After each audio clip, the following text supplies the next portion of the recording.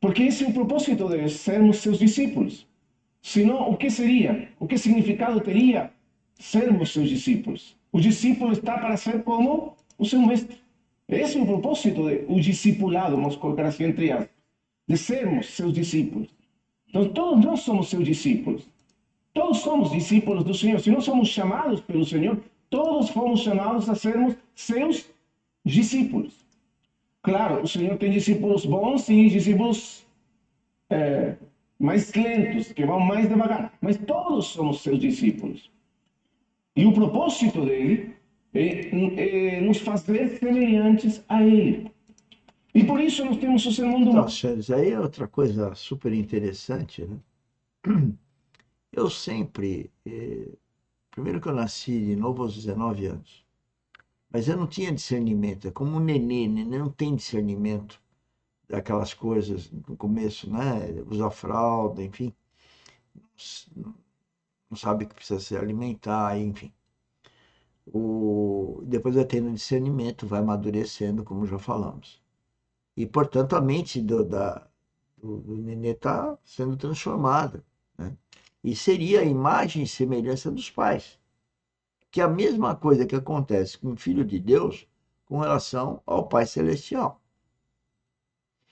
E ele está falando exatamente desse desejo de transformar, de capacitar.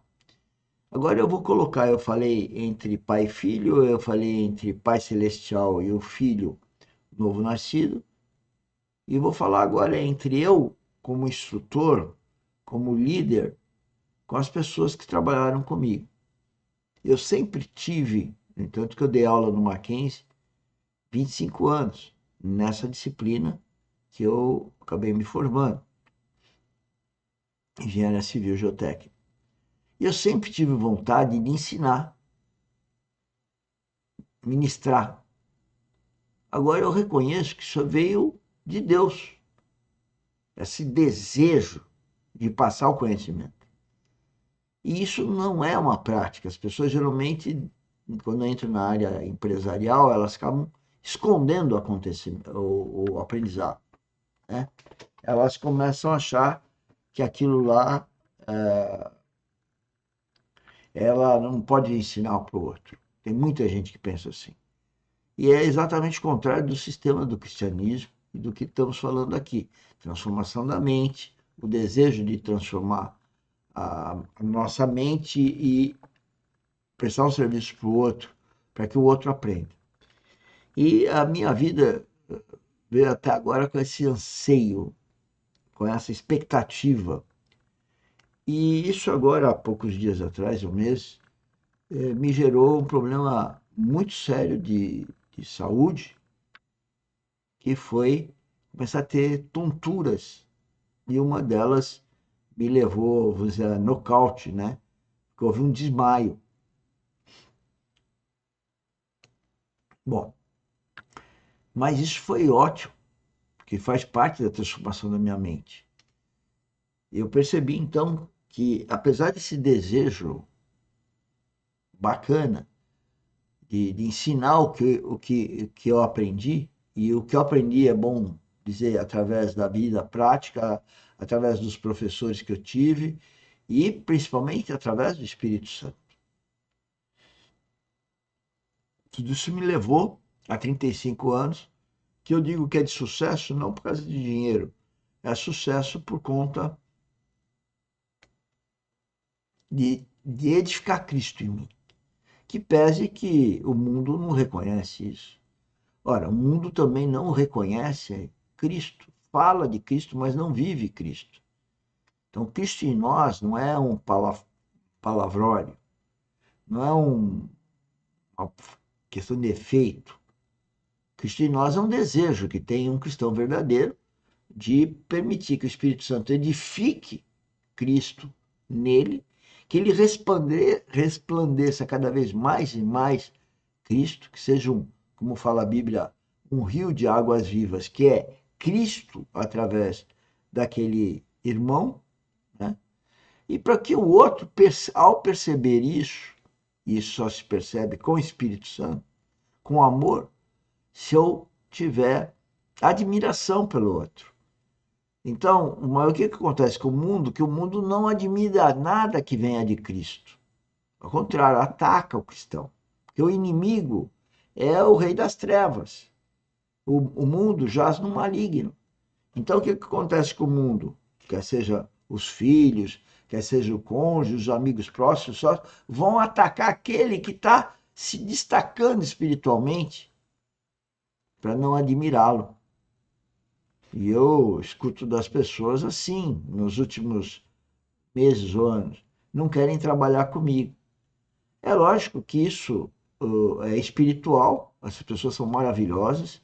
Eu sempre tive a bênção de ter parentes, pessoas maravilhosas, mas elas de uma forma elas são manobradas pelo inimigo e acabam por razão ou outra razão não querendo trabalhar comigo. Mas Deus está trabalhando nisso, a ponto que hoje praticamente sou eu, né, e mais uma pessoa que estamos efetivamente fazendo o trabalho da empresa, que já teve dezenas e dezenas de pessoas trabalhando dentro.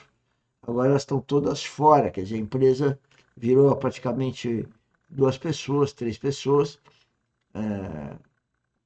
que estão administrando. Eu voltei essa semana a administrar a minha empresa. Eu não administrava a minha empresa por, acho que 35 anos. Eu sempre deleguei. E agora não. Agora eu estou administrando.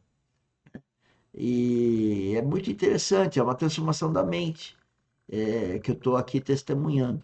E estou muito feliz com isso, né? Porque agora eu administro, não delego a administração a ninguém e fazendo um produto que é necessário para servir a sociedade. Mas vamos voltar a escutar o preletor, senão eu me distraio aí de ouvir. Apesar que o vídeo está lá na playlist D74, como está aí na tela, e vocês podem assistir à vontade pelo canal YouTube. Essa versão fica gravada numa outra playlist do nome de mentoria. Mucho, el Señor quiere que no sejamos como Él. En otras palabras, que sejamos conformados a su imagen, usando, ¿no? Usando las palabras del apóstolo Pablo. Capítulo 8 de Romanos, versículo 28. Veja, geralmente o pai, a mãe, quer que o filho, a filha, seja igual a ele. Mas aí tem uma coisa, né? Seja igual a ele, mas ele tinha o sonho de ser doutor, ser engenheiro, ser médico, ser isso, ser aquilo, empresário, e quer que o filho também seja. Quer dizer, muitas vezes o pai e a mãe estão frustrando e joga essa frustração para cima do filho para que o filho seja. Mas isso é decorrente de um distúrbio, né, da vida espiritual. Porque o cristianismo, Deus quer que nós sejamos a imagem e semelhança de Cristo, que é o Filho o unigênito, que passou a ser o primogênito, e ele quer que os outros filhos se transformem nesse filho, o mais velho, vamos dizer assim, que é Cristo, né? Por tudo, pelo todo o amor que eles nos deram como filhos, né? Como pais nossos, no sentido espiritual, né? No plano horizontal acontece uma coisa semelhante, não só na relação de pai e filho, mas como eu falei, na relação de mestre, e de instrutor e instruído.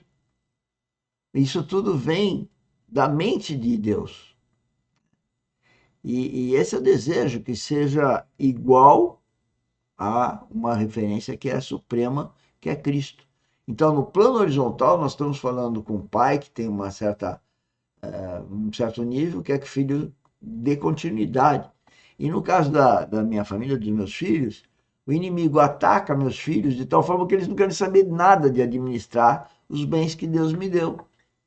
E eu digo para eles: se vocês não administrarem os bens que Deus me deu, vocês vão perder os bens. Porque isso é uma razão espiritual, né? Eles vão perder. De uma forma ou de outra, eles vão perder. Por quê? Porque está indo contra a vontade de Deus.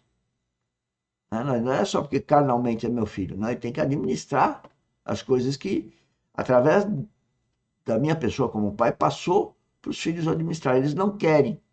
Eles não querem por quê? Porque o inimigo assola a mente deles. E outras pessoas que a gente vem tentando invocar para